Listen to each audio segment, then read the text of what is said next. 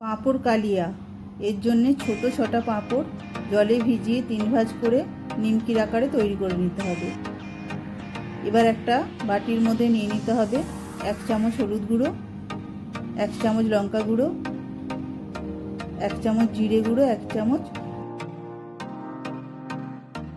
এরপর গ্যাসে কড়াই চাপিয়ে তেল দিয়ে তেল গরম হলে নিমকি আকারে তৈরি করে রাখা পাঁপড়গুলো ভেজে নিতে হবে। পাঁপড় সব ভাজা হলে তুলে নিয়ে ওর মধ্যে তেজপাতা, 5 ফোড়ন দিয়ে তৈরি করে রাখা মশলার পেস্ট দিয়ে সিদ্ধ করে রাখা আলু দিয়ে ভালোভাবে কষিয়ে নিতে হবে।